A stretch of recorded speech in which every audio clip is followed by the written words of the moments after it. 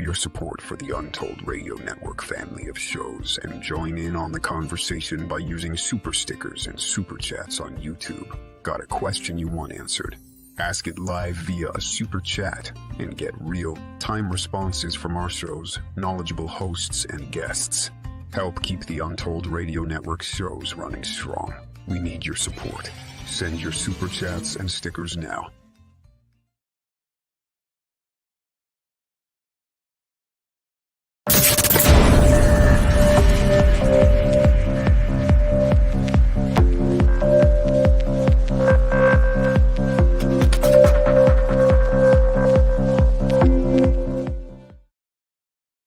Think of that. Well, it was quite an hi, Yeah. good evening. Well, good morning. Good anywhere. Well, good it's equator. evening. It's evening. It's evening, but it's a heat wave down here, isn't it? We are. We're What are on the we? verge 30, of 37 degrees, 37 Celsius, which is tomorrow. 90, 98. Tomorrow. No, we're 37 now, aren't we? No, 27 now. Oh, 27. 27, 28. Can you imagine what it's going to be So like? tomorrow we're Another going to 10 be degrees. 37, which is 98.6 Fahrenheit. You're wondering you're on down at South Oh Anomalies. my God. It's summer down here, apparently. It's episode 59. And It's this like is, the sun is landing. yeah, You know it's that Lost landing. in Space episode? You remember that one? Danse Macabre. And you know how they were going to keep the sun off them? By putting a really thin layer of foil over them. That was Yeah. going to save them. The same Anyway. sort of heat shield they showed in the Lamb, wasn't it? Yeah. Anyway, Something like okay. that. We're at episode 59. We it's are. Danse Macabre. Mm. Musical mysteries, a myriad of musical mysteries. Mhm. But as we always say every week, we are broadcasting on stolen land, the Gadigal people of the Eora Nation, and we want to pay our respects to elders past, present, and emerging. Exactly. Thank you for joining us here, part of the Untold Radio Network. We're proud to be. Now, So this Danse show. Macabre, Mhm. a myriad of Well, musical music is a mysteries. huge part of our life. Huge. But why the macabre? Well, That takes us back to the Middle Ages. It I does. think the late 1400s. Mhm, And that's sort of a genre, believe it or not. It's a genre of irony back then. right. Primarily about the fragility of life, Yep. the insanity of people's vanity Mm. based on how short life was, Nothing's changed. and their materialism. And Nothing's so changed. it was like an early version. Yeah, but that wasn't. Would that I wasn't- dare say this Yeah. of like being a goth and artistic? Well, you know, they were maybe yeah, but being emo. everybody was goth but and they emo back danced then. around graves, and Hmm. you know everything was quite. I don't think the astounding. serfs and the peasants were dancing so much. Oh, No, they were just barely eking out a living. I think it was the people, you know, the 1%. They were having a good time, which has think- always been the way. I think you could be very right Mhm, there. just a little bit. So what anyway. we should do is just let's drop back to us. Yeah, here we and we're going to dedicate this show tonight to the Danse Macabre. Yep. Hence the Danse Macabre. And we're going to actually jump across a whole, wide range, a cosmology of the notion Subjects. of really what is music? Well, what is Aspasia? music? I don't know. Tell me. It's a weird one. It dates back to Have the you ever very watched- birth of humanity. It does. It's there from the beginning. Absolutely. It's based on rhythm. It's based on form. Have you ever watched It people arouses dance? emotion. Have you ever watched people What is dance? dance? Well, I look at people dancing and I think to myself, what the hell's going on there? Well, it's keeping in time to the pattern of speech, to the heartbeat, Yep. to the way we walk. Hmm. Everything's got a rhythm. Yep. Everything's vibrating. So Yeah, but dancing is taking it up a few notches. they say they're in the womb, Mm, getting ready to come out into this world. right, That 9 months, Mm. the heartbeat right. pushed up against the mother, Mm. the rubbing, that whole feeling of movement. It's back to security. It's comfort. Yeah, right. But it does change people's brain chemistry. Oh, absolutely. But big before time. we go into a little bit of depth on that, Mhm. let's have a look at some of the people we're dedicating this to. And, recently we've come across the sad, tragic story of the man that's been Is that missing Jesus? for Is that 40 Jesus? 48 years and Oh, 9 yeah. months. Yeah. Jim Sullivan. Yeah. What a tragic Is that story. him walking off into the sunset? Well, that's what some people believe actually happened to him, because he got lost in the middle of the New Mexican desert, not that far from Roswell. Not that far at all. And he was an ill-fated musician that was blending at the end of the 60s down there in California with the Wrecking Crew. So he had great musicians behind him that had worked with many other well-known artists. But his albums got nowhere. There were two records, and we're dedicating some of tonight because his first album was called UFO. UFO, exactly. And his wife still, she's looking for him. No, she thinks hopefully he's not coming back from getting a packet of cigarettes and milk. He went with the beings. Yeah. So that's the story there. Yeah. It's an interesting story. We'll look more into it. But the record label, Light in the Attic, is where you need to go. You can check them out just on this YouTube site. They've done so much remastering of lost music. They are incredible. Also, the other person that's really important in tonight's investigation, the first time I actually stumbled across a study of some unusual otherworldly experiences that were primarily music and sounds, ethereal music, was by the young, I believe still a teenager when this book was released, D. Scott Rogo. So he was about 19 at the time, wasn't he? Yes, I think so. Yeah. And what an incredible individual. Amazing. What a remarkable book. I think you've got the cover there too. Yeah, I do. And there's a great picture of Scott. Okay, I just moved all that up. Scott is a tragic figure, and that's why we're dedicating tonight's show to him as well as Jim Sullivan, because Scott was found murdered at 40 years of age in his flat, stabbed it's really to death. young, isn't it? Yeah. And primarily, well, we'll go into that a little later on as well. Let's have a look at the back cover. One of the greatest books he ever co-authored during his short but illustrious career in print as an anomalous researcher was the next one. Yeah. Phone calls from the dead. There you go. Now people are getting internet messages and texts. Well, even I think the spirits move with the times and the technology. Sounds like it. Really does. I mean, look at the amount of recent innovations in practical home ghost detecting equipment. It's quite phenomenal, isn't it? Yeah. And the ghosts seem to be all over it.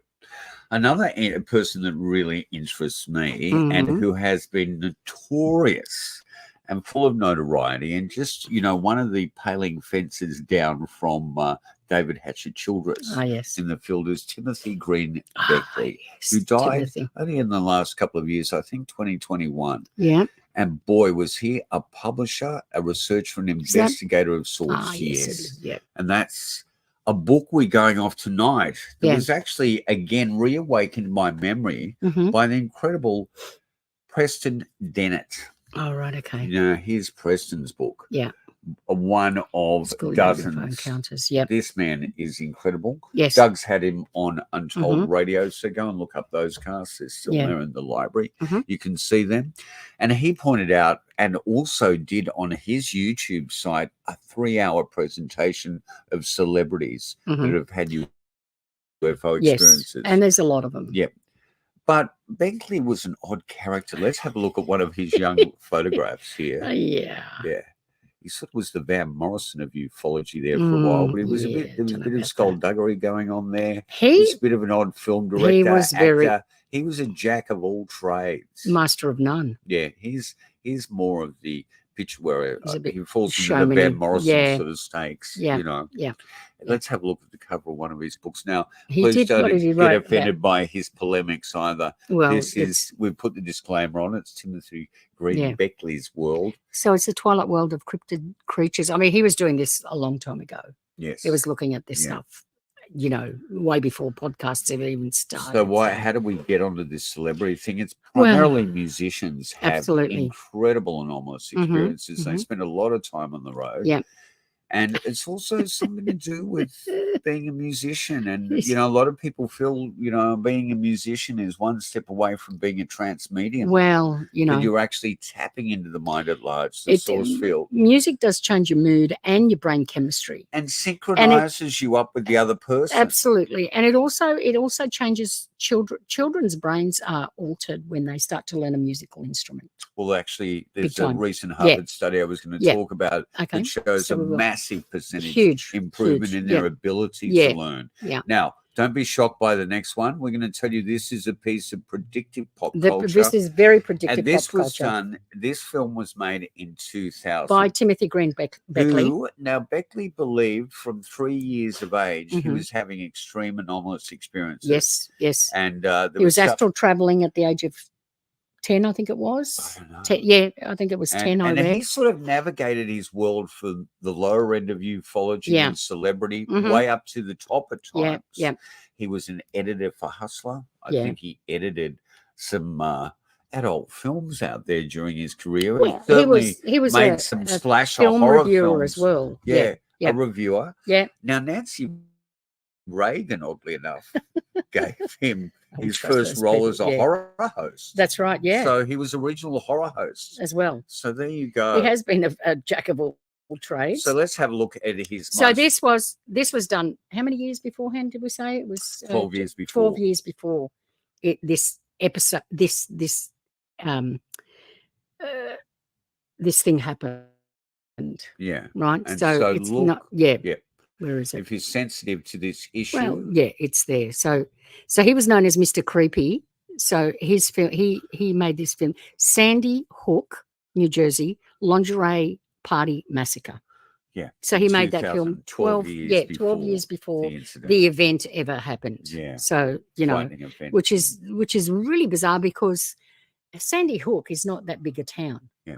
Do you know what I mean? So the reason we've gone on this sidetrack is because Timothy Green Beckley is an important figure who passed away without much fanfare 2021 in ufology. Even the celebrated, astounding author of the UFO encyclopedias, Jerome Clark, who we met nearly 30 years ago now. No, more than 30 years ago. More than 30 years ago. It was 1991 we met him when he came down for... Yeah. He was assisting in some sort of writing editorial role with Beckley on early mimeograph stuff. I mean, Beckley had a mimeograph machine at 14 years of age. He did. Yeah. So they were running some sort of industry. They were a fleet of like teenage young ufologists in America. Yeah. All interesting characters.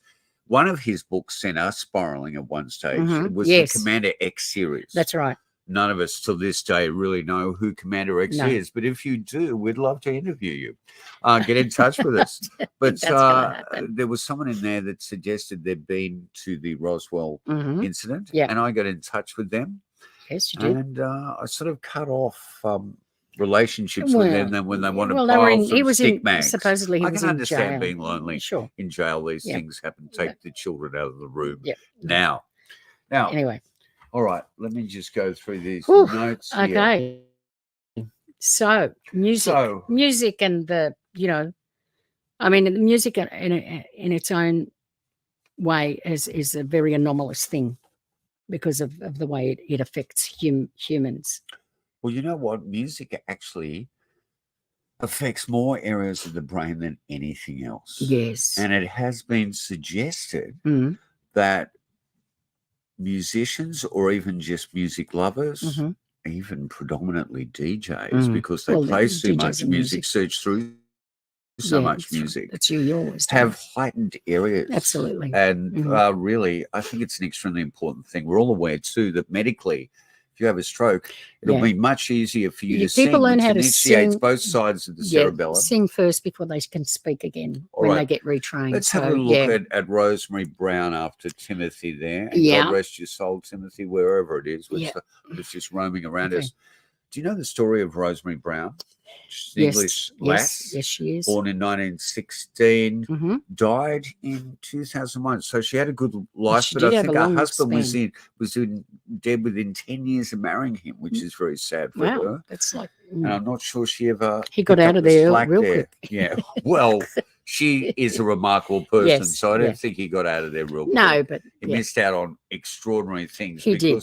This lady was visited by world-renowned dead composers for decades. Yes. Yeah. And she was able to play way beyond her own capacity and ability. Yes. Yeah. And she is an incredible story in herself. And so we'll go and have a little look at that. Whose music did she complete, finish, sonata, all sorts of things that she did. There was Liszt, Schubert, Chopin, Bach, Brahms, Beethoven, Rachmaninoff. She was But she is brilliant. So if there was any unfinished works, they got in touch with her, and she finished it off. A lot of her music's out there on they YouTube. threw her. You can hear her playing. Yeah, there was a record. Here's an amazing record, the musical seance. Yeah. Yeah. That is I've never come across that. That's for sure. And so we'll also go to the Grand Dam of Glam and much, much more, Mr. David Bowie, the late David Bowie. And here's a little statement from David Bowie. You can maybe read this. Okay. I believe that what I saw was not the actual object, but a projection of my own mind trying to make sense of this quantum topological doorway into dimensions beyond our own. It's as if our dimension is but one among an infinite number of others. And there we when go. was that? And that was in 1967, David Bowie's UFO sighting. So I'm not sure if we can be absolutely sure because there's so many quotes on the net you can't pin exactly, but that would be really interesting. And he had a major sighting. He did, and he actually was part of the UFO group.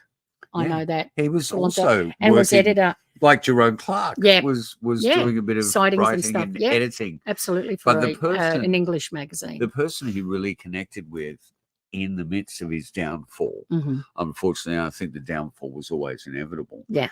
Was the astounding late great. Ah, yes, Vince Taylor. Vince Taylor. So Vince really is the inspiration. No one else, no one less, no one more. Absolutely. For Ziggy Stardust. Yeah. Because by the time that Bowie met Vince, Vince was running wild from the massivest doses of pure LSD you could imagine, and had believed that he was the son of God and was it was Jesus. He thought he was Jesus. Yeah, son of God. Yeah, absolutely. He was pulling out maps and showing Bowie. Bowie recants a great story. You just punch it into YouTube, you'll see it. Yep. You'll hear it actually in Bowie's own words. You won't see it. Yeah. People have recreated it.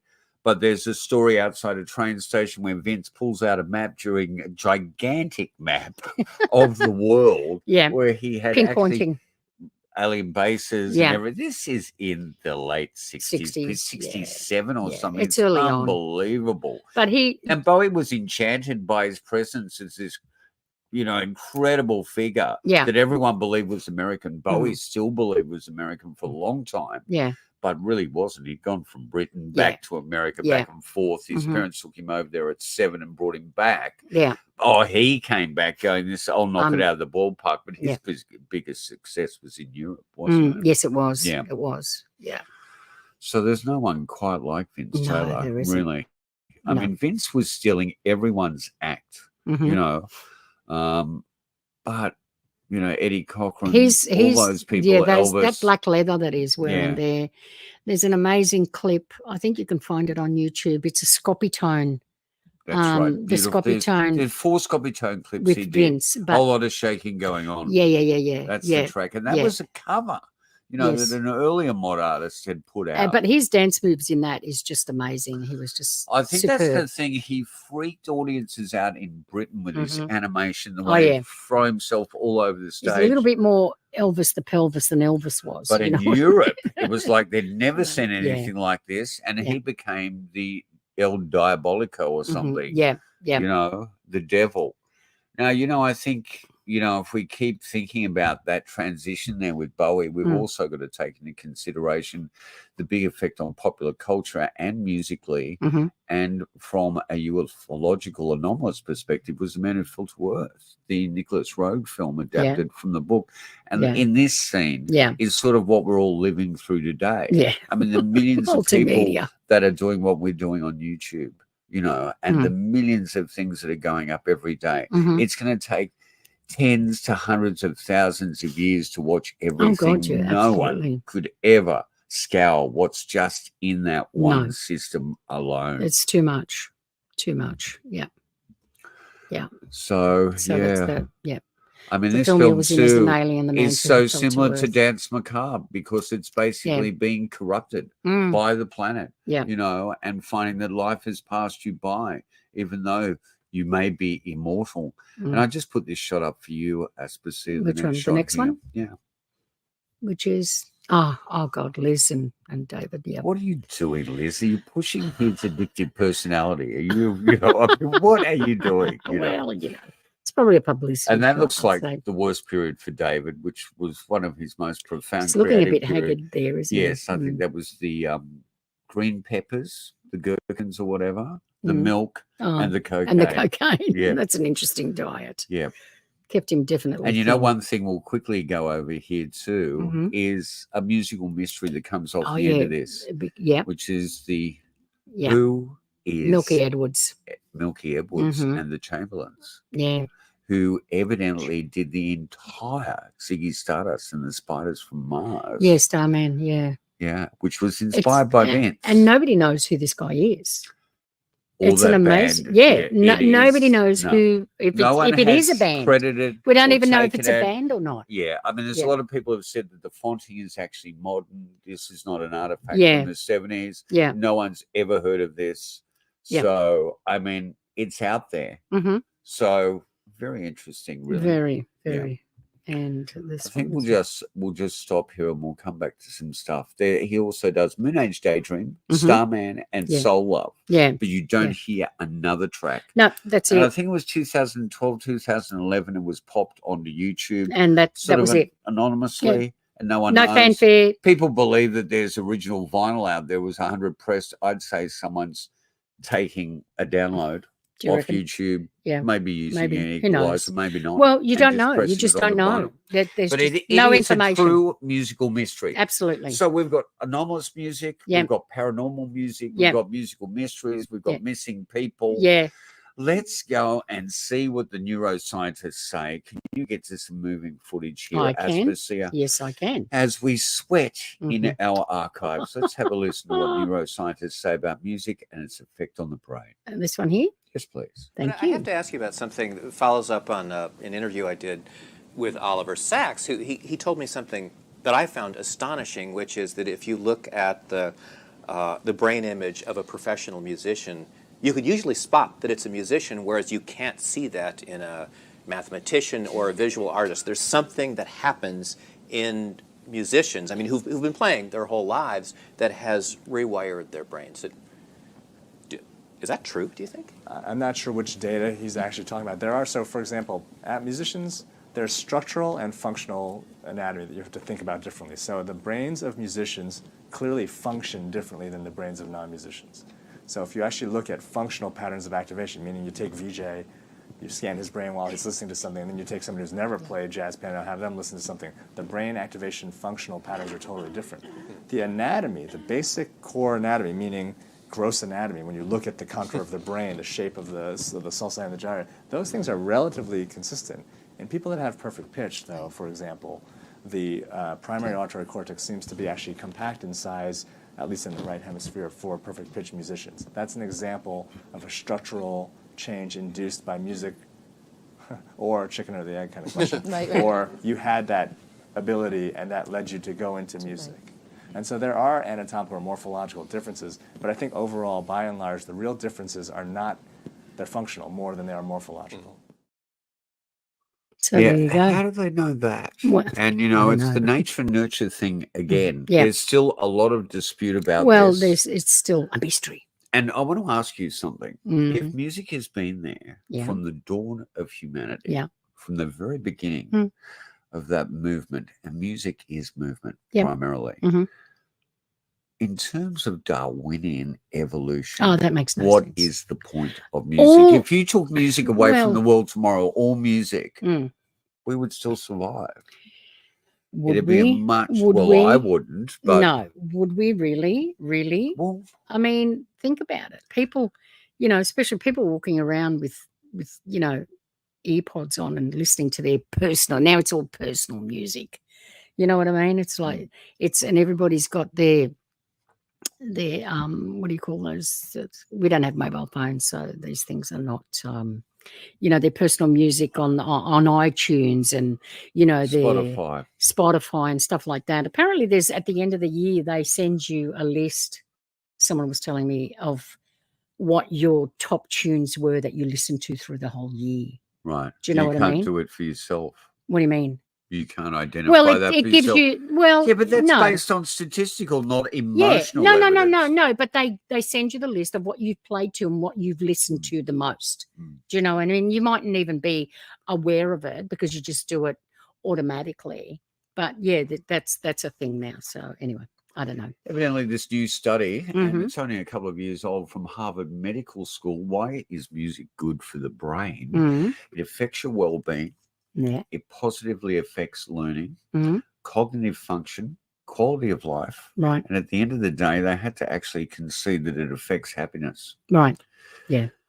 Oh, well, it makes you, I mean, you see people every time they hear a song, but every time they hear a song but there's a lot of that they love, it's too. like, oh, this song, and they're running out, There's a lot of extreme music too, and I was an experimental musician, so a lot of that stuff is dark, but it's still catharsis. Yeah, well, actually, I did see a study where they did on plants, and when they played really lovely, really nice music to plants, plants grew really well and thrived. And when they played like really hardcore thrash, it just destroyed the plant.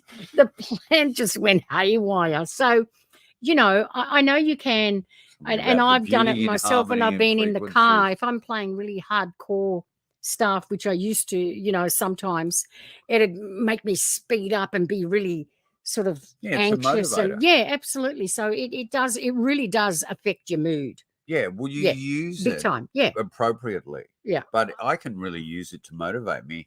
Sped up, fast music to go out there and perform, or calm yourself down, clean the house up. And we should play some of that music more often.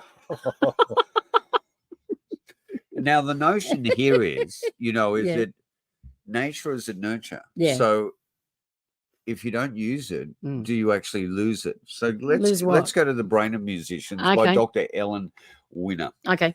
Do we know yet why this exists? Do we have an understanding of what's going on inside the brain case? So we actually do not have brain scans of child prodigies before they started practicing.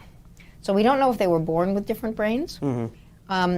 There have been a lot of studies of the brains of musicians. Okay. I don't know if you're familiar with that. I'm not. Brains of musicians are different from the brains of non-musicians. There are about 5 different areas where the brains of musicians are larger structurally. But we don't know if they were born that way or if that's kind of a use-dependent growth. There's a lot of evidence for use-dependent growth. If people who play the piano use your right hand more than your left hand, and the finger areas of the brain that control the right hand actually are larger than the finger areas of the brain that control the left hand. So this is brain plasticity? It's brain plasticity, right? Okay. So we know that Einstein's brain was atypical. At least there's a controversy about it, but some people claim his brain was looked at after death. Okay. And there was certain areas in the spatial area which were atypical, larger. It was a deeper... I don't want to get into the technicalities because I don't remember the exact technicalities. His brain was different in the visual spatial area. But of course, we don't know if he was born that way or whether he used his brain so much to think visually, spatially that it grew. Okay. But it's clear that both things can happen. It's clear that people can be born with different brain capabilities that even relate to physical structures. Absolutely. And it's also clear that those physical structures can evolve over time. Right. Do we know anything about when in life these changes are perhaps most likely to happen or most easily fosterable? Probably in childhood, because the brain used to, but it's now been shown that adults can show brain plasticity too. There was a famous juggling study. Have you heard of this study? It was published in Nature. Okay. They took adults who didn't know how to juggle, and they taught them how to juggle. They scanned their brains. They looked at the structure of the brain. There are 2 kinds of brain scans. There's functional and structural. That's the fMRI. fMRI, functional, looks at the brain activation during certain kinds of tasks. Structural looks at actually the shape of the brain. Okay. When it's not doing a particular task, it's just the shape of the brain, the anatomy of the brain. So the jugglers were scanned pre and post learning to juggle. And visual spatial areas of their brain grew larger after having learned to juggle. Brain plasticity. Right. Then they had them stop juggling, and they measured them again a few months later. Went right back down to where it was before. And so, use it or lose it. Right, exactly. And how old were the subjects? They were adults. Okay. I don't know how old. Right. Which makes perfect sense. I don't know if they were. Okay. Is Dr. Winner actually sucking on a lolly? lolly? She had a lolly in her mouth. Anyway, I was going to say that's very unprofessional, but I do that sometimes too. So it's not a bit double speak to me. It's still a What bit do you mean? Orwellian. So it's nature and nurture, and they really don't know. They do know that this stuff's activated well. much They don't better know in childhood. in childhood. They didn't know about children that like child prodigies, Right. musical child prodigies. They didn't know because they hadn't scanned their brains before they knew that they were going to be child prodigies. They only scanned them later. Right. But the juggling one, it was like pre-juggling. They scanned their brains and then they saw, that especially it was different. It had Yes. grown. And then when they stopped using it, it had shrunk back. So that adage of use it or lose it. And I bet Yeah. if we went back to glial cells, we'd find them in abundance, Well, like they found probably. when they autopsied Sure. Einstein's brain, which Yep. we spoke about episodes Mhm. ago. Yep. One of the most important takeaways from this study Mhm. was that music does something that nothing else does. Yeah. It activates the entire brain. Mm. It goes all over. It jumps from both cerebellums and hemispheres. So, that's what they are. Yeah. So let's think about what it would have been like to put Rosemary, because I'm sure this never happened, into an MRI Yeah. and check what her brain activity was like. Probably. Yeah. Thanks to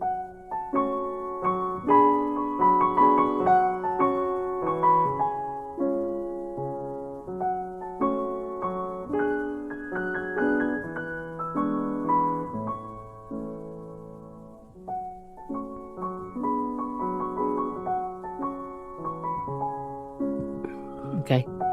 Rosemary Brown claimed a connection with the dead that was inevitably and musically vital. Born in London in 1916, Brown established early connection with spirits. As a 7-year-old, she said she was visited by a spectral figure she recognized. Some years later, as a composer and pianist, Franz Liszt, who had been departed the earthly plane in 1886. Oops.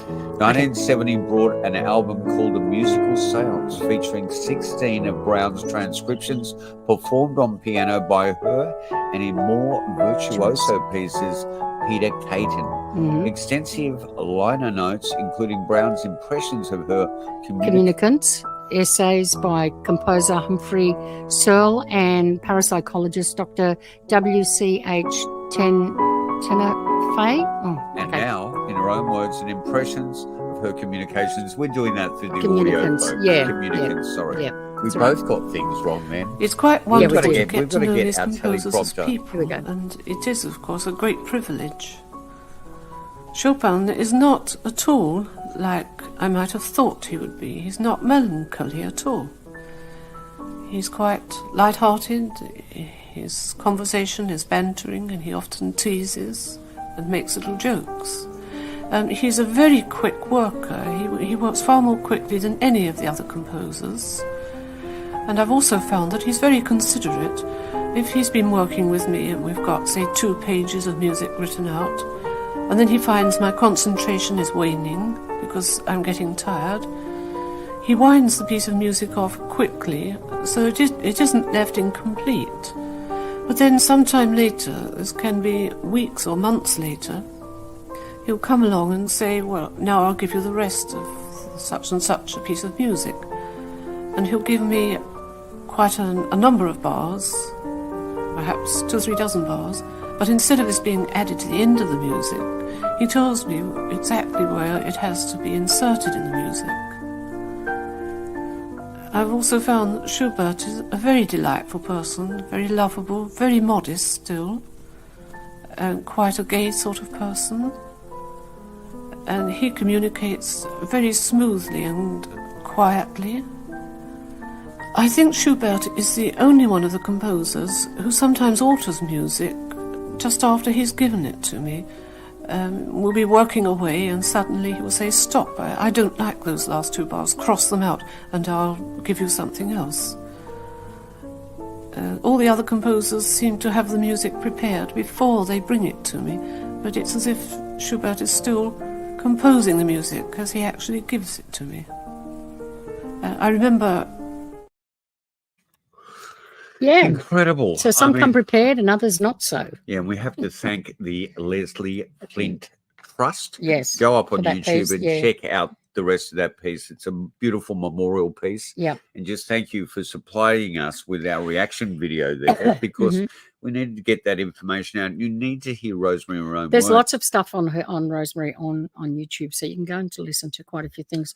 I don't think she's ever been found to be a fraud. No, and there's been lots of really astounding composers that have looked at these new compositions and gone, she's got the nuances of the original composer. That's right, yeah. And she hasn't got the ability to know how to do that. Yeah. Well, and she's so many also different playing composers. beyond her ability at times. Yeah. I don't think she was ever given the accolades because of the ridicule.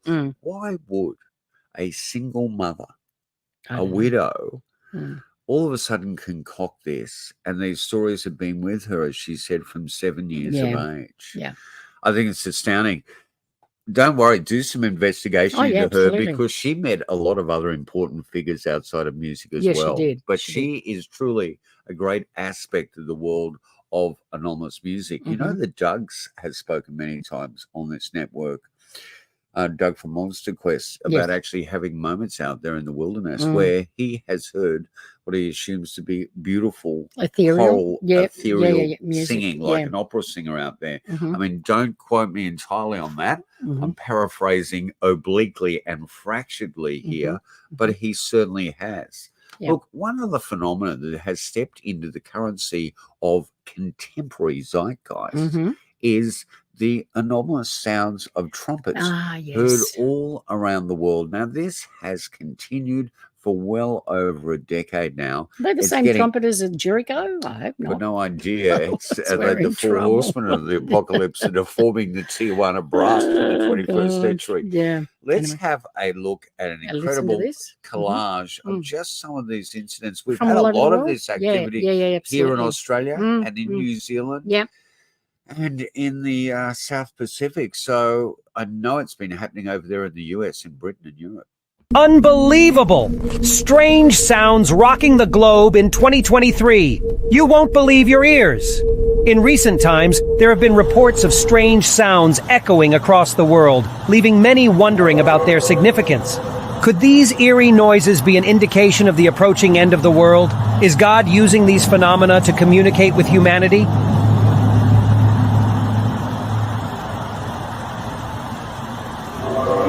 We're learning more about a strange noise North St. Louis County residents say they are hearing. This is a hum that Contact 2's Mike Colombo has heard a lot about. And as he reports tonight, many of you have thoughts on what that sound could be.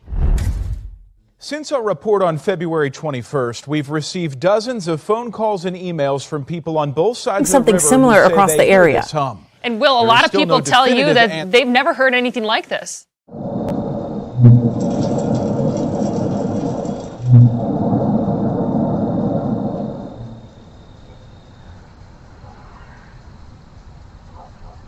When he heard that head.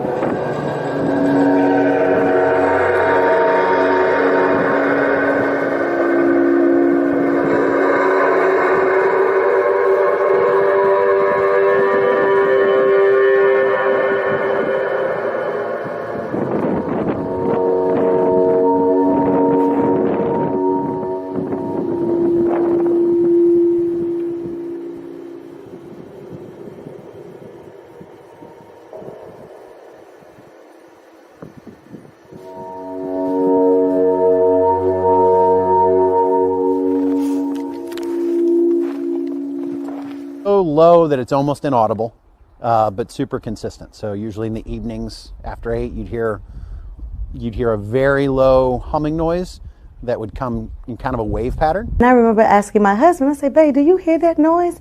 And he's like, what noise? And I say, listen. Viewers have suggested we investigate everything from barge traffic to grain bins, an industrial gas company in Madison County, Illinois, and the Taos hum. Google it. Anomalous is not alone in claiming a hum. Other major cities on the other side of the world, from England to Australia, say they have their own versions of the buzzing sound.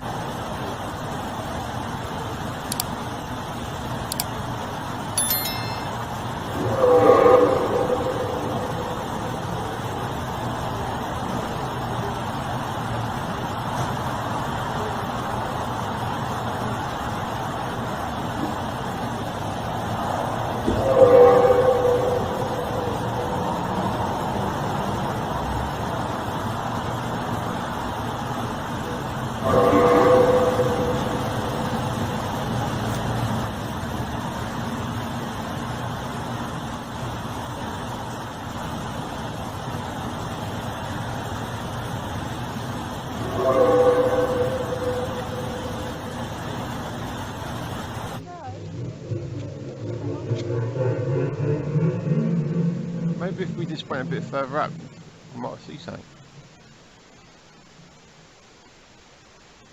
Shit, what was that? Fuck knows. Oh, this is it. Maybe it wasn't 2012, it was 2013. Alright, okay. It's not an animal, is it?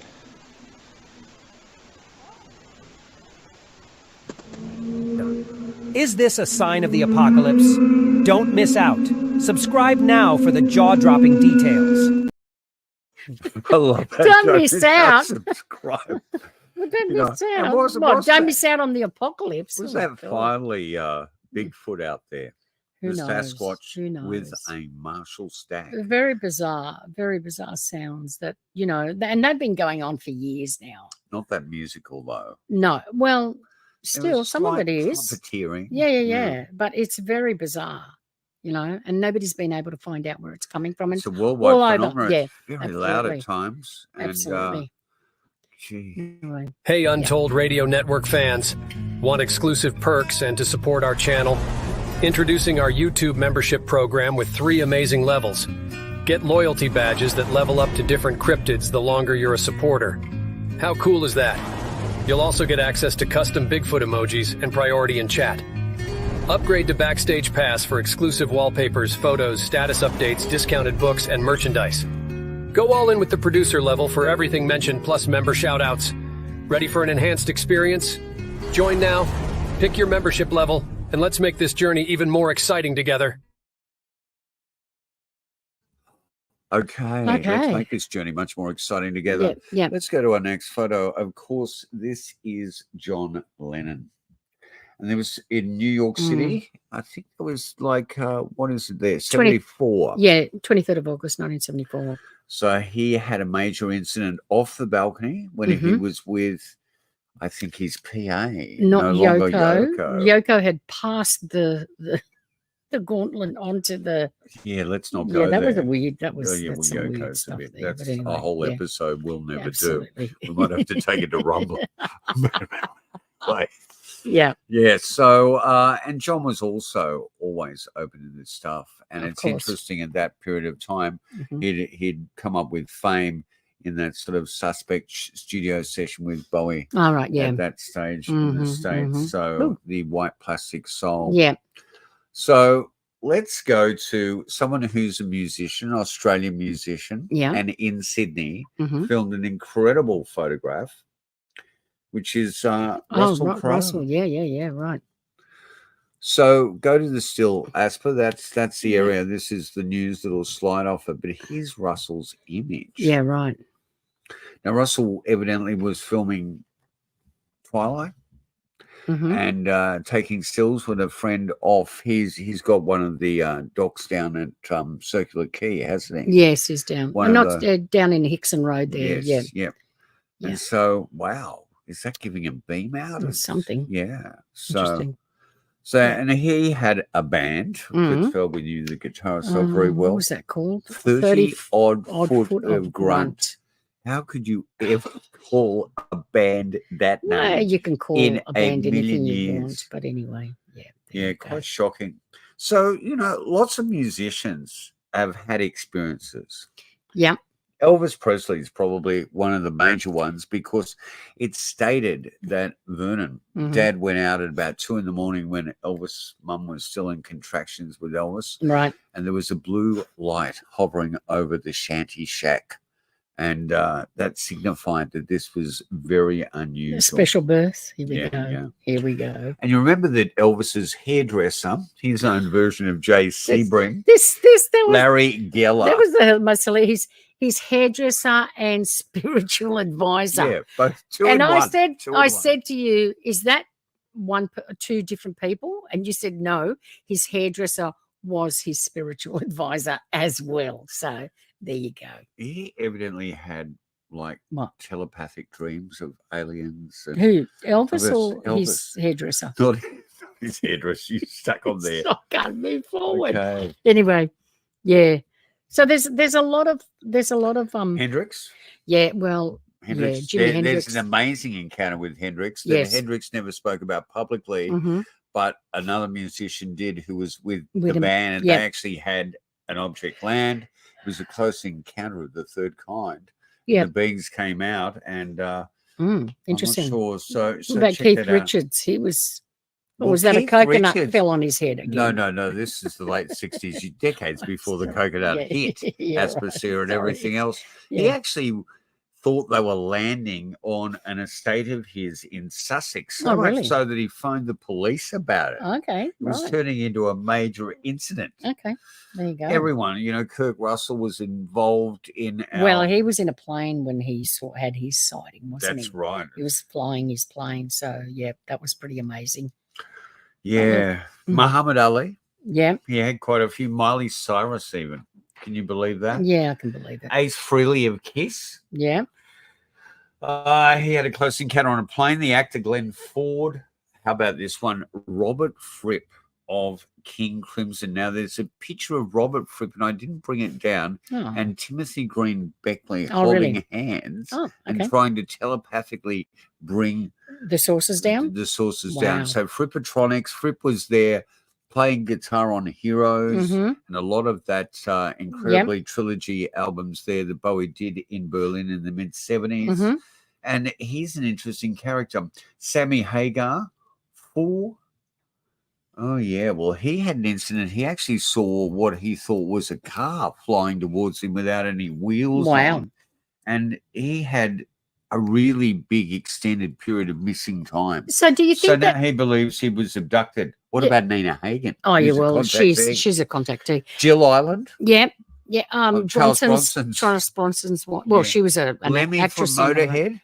There you go. Look. Shirley MacLaine, the Moody Blues. Well, a lot of musicians were on the road late at night. Yeah, Things but happen. not just that. Do you Olivia think that they're Newton-John. Yeah, well, she was in that film too. Remember that UFO film called right. Yesterday? Yesterday. Yeah, she And filmed Robbie that in Graham England. wasn't aware of that. Yeah, no. Anyway, look, do you think that maybe that these, because they're musicians and their brains are expanded, or do you know what I mean? Open to that the they source are field. more open to this kind of It's phenomenon, hardly possible. more so than Anything's possible at this point. in this terms is. of I'm that. just But throwing they've my done hat in the something- ring, going, yeah, I believe it does everything. alter the brain more than any other activity. Yeah, which yeah. means it must be vital. It's working in On coordination another with level, us. yeah. On a level, and I believe A level that we don't understand, you really. probably find those glial cells going crazy. And look, Probably. I can't help keep thinking about the late great Jim Sullivan. So people need to go and sort out these albums. At least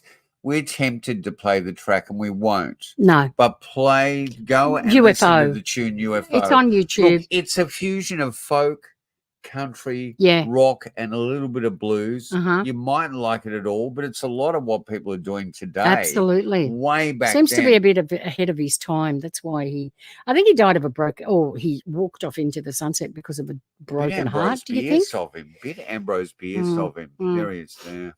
Is that him there? Yeah. Oh, right. Okay. 'Cause One son. He and a drove wife. around. He drove around with a boot full of singles that he couldn't sell. About albums. Yeah, He was on his albums, way to yeah. Nashville. Yeah.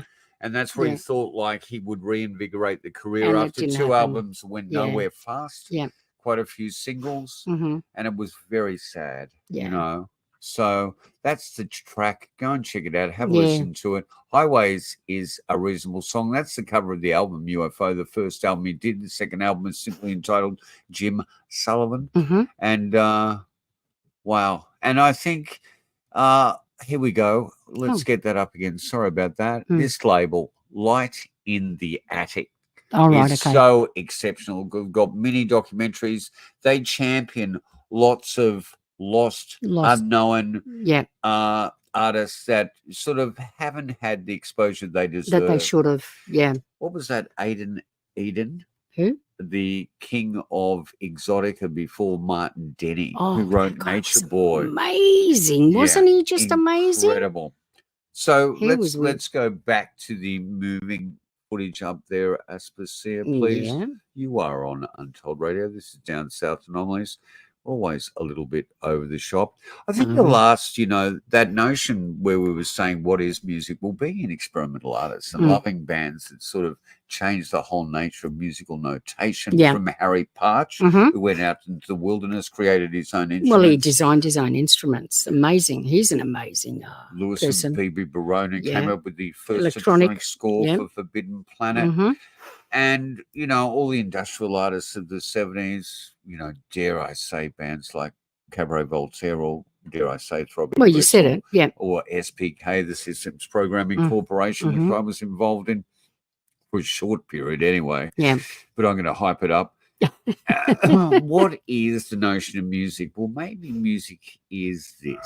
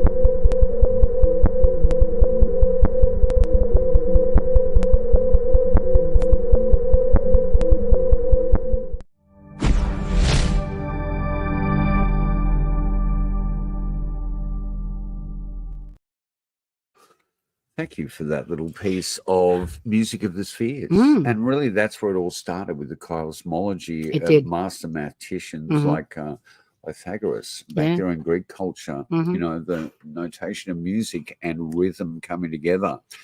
The heartbeat of your mother. Gee whiz, music and the anomalous. I think we should go to a couple of books that I consider are important, and we're yet to have them in our archive. Ooh, that's no But good. we will try and organise an interview with the author. Oh, yes. Yep. Dr. Melvin J. Willen.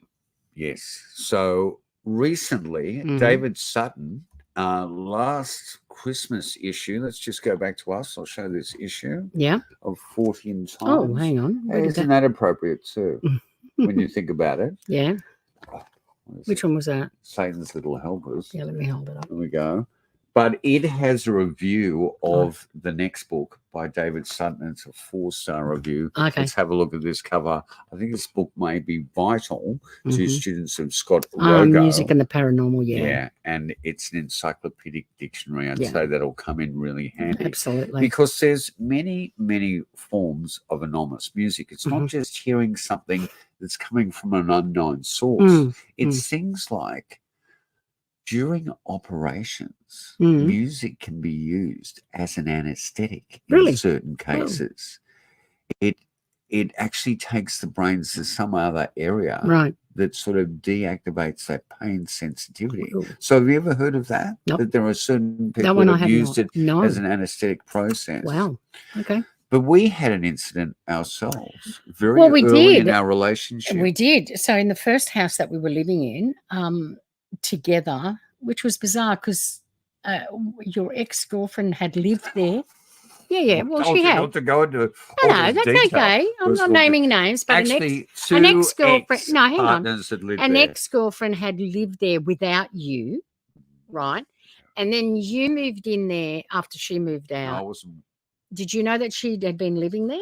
No, you didn't. Stage, okay, no. So when you moved in with the next one that you went on to, right? Yeah. Just parading all these women through. Anyway, so she lived there with you, and then you guys broke up, and she left, and you stayed in there, and then I moved in there with you. Yeah.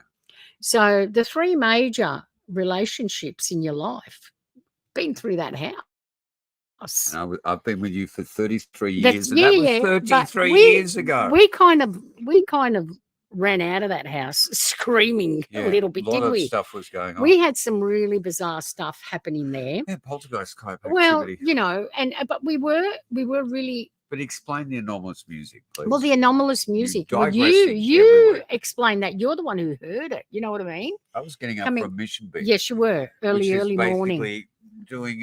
Driving around, picking up homeless people, getting them into refuges, checking their safety, drug affected off the streets of Sydney, inspired by the Barrier. I believe there was a service in the Barrier there. Yeah. Anyway. You woke up one morning. Yeah. I was getting up to go. Actually, into the shower. I wasn't there at the time because I know where I was. I was looking after my parents' house while they were overseas. And what I heard was very similar to what Doug had mentioned, something that was like a Gregorian chant. Yeah, right.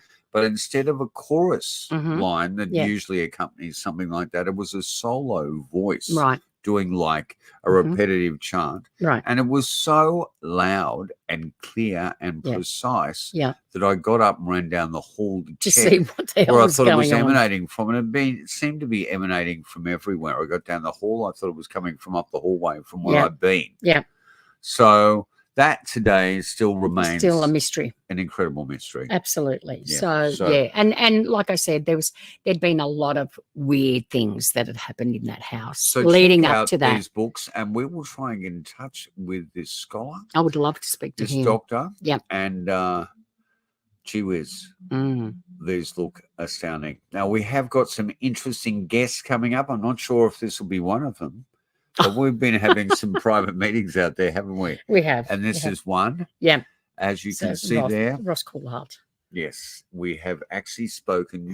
It's now getting with Peter Lavinda and Ross. Yeah. 1 degree separation before we're actually touring with Tom DeLonge and Blink 182. Before right. So you're going to do the are you the support for him, are you? No, I'm the craft services, basically. Anyhow, so... Isn't that interesting? Isn't that amazing? Yeah. I think we're just going to do a short episode tonight. We thank you. I hope you can bear with us jumping from pillar to post here today. Well, this music thing is a huge. I mean, seriously, you'd have to take the surface barely. You'd have to grab a little section and just really go deep dive into it. But there's so much to it that we wanted to give an overview. But we will be looking into more in-depth episodes of certain look, I think what's really important, if you're really interested now, go to Preston Dennett's site. Just put in Preston Dennett, his site will come up, and you'll actually see 3 hours there where he talks about the intricacies and the statements of celebrities and musicians absolutely that have experienced something otherworldly. Yeah. So yeah. So I'm just thinking, we're just sweltering here. We are sweltering. It's just, and it's going to be so much more worse. And we've got a tin roof on our warehouse. Yeah. So what I need is insulation. No insulation. We'll be fine. We'll just melt into. We have lived through this before. Am I losing my way here? I certainly. What are you looking for, darling? Okay, I think we should, because no one's claimed ownership. Okay. For Milky. Yeah, Milky Edwards. They haven't. And the Chamberlains. Yeah. We don't know who the Chamberlains are. This was put up. This is... Because you've been looking at that for ages now, for years now, watching those it to three see if anybody... tunes are so remarkable. They are. I mean, I've downloaded them and played them out at events. They're amazing. People always say, what the hell is that? And, the thought of thinking that the entire album could have soul arrangements sung in this way. A lot of people assume that it was Tom Jones, and it really feels like that when you hear Starman. It's not Tom Jones. No, it's and Tom Jones' management. Claimed it. Bowie's management's done extensive investigation. Trying to find. The fact that you have done these incredible tunes, and the sad thing is that they're very poor quality in comparison to what they could be. Yeah. And it doesn't look like we're ever going to get a better quality version. but someone's taking it. It feels like to their grave. Yeah. But let's end tonight. Yeah. With, the thought for all those people that passed away or are lost, 48 years, 9 months and counting there for Jim and his family. Yeah. Let's hope he was taken to a better world. And not murdered. That'd be sad. Yeah. Anyway. Yeah. That desert's pretty harsh out there. It is. He wasn't far from Roswell, which No. sort of makes Well, you get you wondering, doesn't it? Yep. But I guess we're all not far from because he had had a sighting, hadn't he? I believe his wife and him are very open to the subject right. matter. They subscribed to Yep. newsletters. They went to lectures. Right. They watched films and they were totally into it. So, yeah. And she has always held in her She's heart. And I maintained, think it's the best thing for her. Even though their marriage was rocky, he was drinking, it was problematic because his career was going nowhere. Yeah. But he could get residencies and pack them in. People loved him when he played live. Okay. They just never brought the album. Or was it poor distribution? Who knows? Or was it just the fact he just wasn't that? But what is good enough? Yeah. What is good enough? That's rubbish. Yeah. That really is. Anyway, so let's end this episode, this scatological episode we've done. And it's such a pleasure to be with you. I enjoy your company and I enjoy doing this. And I want to thank each and every one of you that's been with us. Let's end it with a true musical mystery inspired by the incredible Vince Taylor, who was the inspiration for David Jones, David Bowie, when it came to Ziggy Stardust. Yeah. All right. Well, on that note, we're going to play it and then we're saying goodbye now and we'll put up our outro and we will see you next week. Yeah, and believe me, that's why we put up that dismissive thing. We are not endorsing Bohemian Grove, but I'm just trying to activate the Moloch. And he can just stamp around all the evil in the world. Yeah, fair enough. Okay, bye everyone.